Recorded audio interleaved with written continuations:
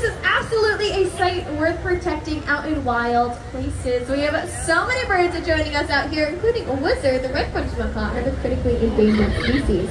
But keep those phones and cameras up, because it looks like these birds are ready to head out on their next adventure, and they just might take a flight.